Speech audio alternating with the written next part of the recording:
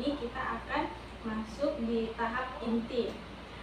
Hari ini kita akan membahas mengenai topik yang mungkin kalian sering hadapi, yaitu mengenai malas belajar.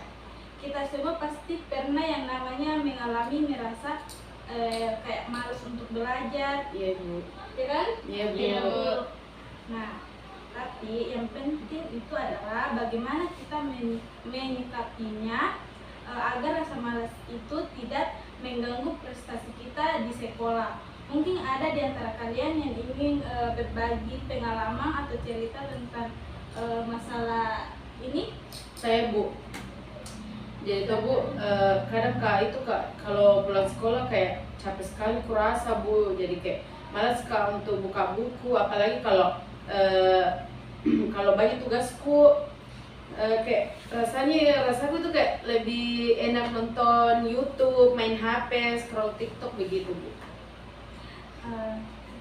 Baik, terima kasih ya karena kamu sudah menceritakan pengalamannya. Ada yang pernah mengalami hal serupa atau mungkin ada alasan lain kenapa kalian merasa malas belajar? Saya Bu, Silakan. kalau saya Bu bosan karena pelajarannya itu susah dimengerti Ki Bu, susah sekali. Kalau begitu bukannya Ki semangat belajar malah mengantuk Ki, baru tidak usah Ki belajar kayaknya deh, karena tidak dipahami Ki juga. Begitu juga. Saya juga Bu, Ya. sering kan juga merasa begitu. Soalnya kalau tugas atau materinya banyak Bu, jadi kayak bosan Ibu, jadi semakin malas Ibu belajar Bu. Akhirnya malah ditunda-tunda Bu kerja tugas Kak. Menarik sekali semua pengalaman-pengalaman tadi. Jadi dari yang kalian sudah diceritakan, ada beberapa alasan kenapa kalian malas belajar. Beberapa diantaranya ada kelelahan kalau setelah pulang sekolah, terus ada juga merasa bosan karena pelajarannya terlalu sulit atau banyak, dan ada juga kebiasaan yang terlalu menunda-nunda atau karena lebih memilih aktivitas lain.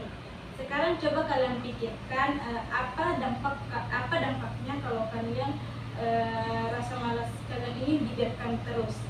Saya Bu, kalau saya Bu merasa dampaknya itu kayak bisa bikin nilai turun. Dulu saya sering malas belajar dan akhirnya banyak nilai tugas yang tidak bagus Bu. Iya Bu, betul sekali tuh yang bilang Ica, nilai bisa turun dan lama-lama jadi ketinggalan pelajaran Ki Bu, apalagi kalau tugasnya ditumpuk terus. Oh iya Bu, jadi ketinggalan pelajaran Ki juga Bu, karena tidak pede Ki di kelas. Terus kalau ditanya Ki guru, tapi Ki salah jawaban Kak. Jadi biasa tidak mampu naik menjawab. Iya, itu semua sudah tepat sekali. Dampak dari rasa malas belajar itu bisa mempengaruhi dari nilai kalian, membuat kalian menjadi ketinggalan pelajaran, bahkan menurunnya rasa percaya diri di dalam kelas. Bagaimana kalau sekarang coba kita diskusikan cara-cara atau strategi yang mungkin bisa membantu kalian untuk mengurangi rasa malas belajarnya. Ada yang punya ide atau ada punya pengalamannya? Saya Bu, Silahkan. pernah Kak buat jadwal belajar Bu. Jadi lebih teratur dan tahu Kak juga kapan waktuku untuk belajar dan kapan waktu untuk istirahat atau main Bu. Cuma memang susah untuk konsistensi Bu. Ide itu sudah merupakan ide yang sangat bagus. Membuat sebuah jadwal belajar memang bisa membantu untuk mengatur waktu kalian untuk lebih baik lagi dan juga mengurangi rasa malas kalian karena sudah mempunyai alokasi waktu tertentu untuk belajar. Ada lagi yang punya cara lain?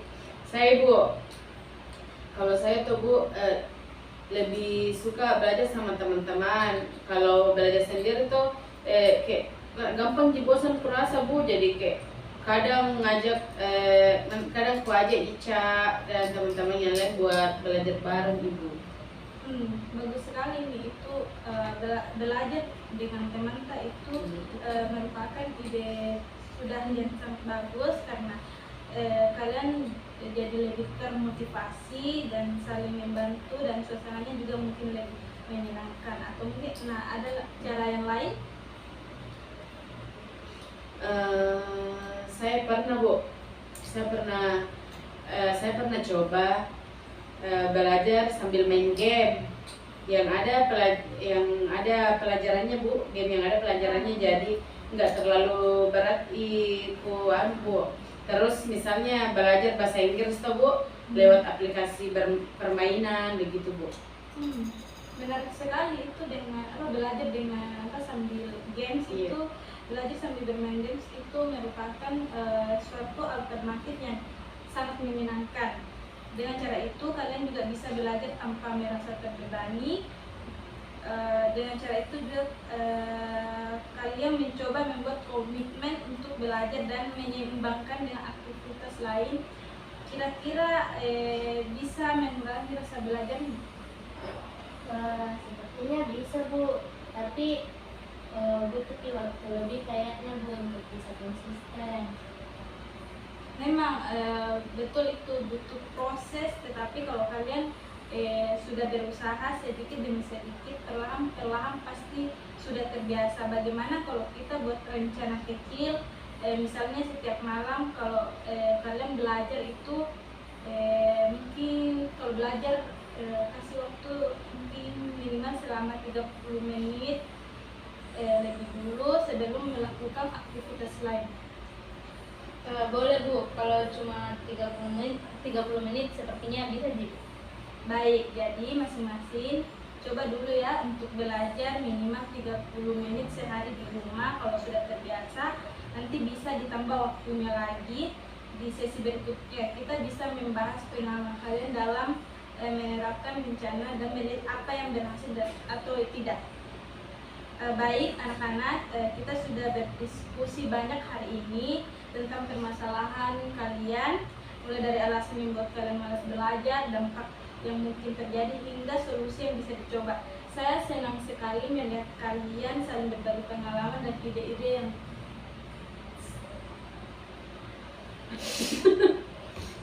Tidak pilih? ide-ide yang baik anak-anak, kita sudah membahas banyak hari ini tentang permasalahan yang kalian alami, mulai dari alasan yang membuat kalian malas belajar, dampak yang mungkin terjadi, hingga solusi yang bisa dicoba. Saya senang sekali melihat kalian saling berbagi pengalaman, ide-ide yang sangat bermanfaat.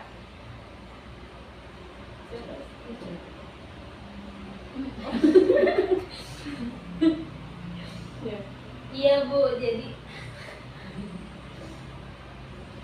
jadi dapatkah juga ide dari teman-teman, dan ternyata saya tidak sendirian Ji, banyak juga yang punya masalah yang sama.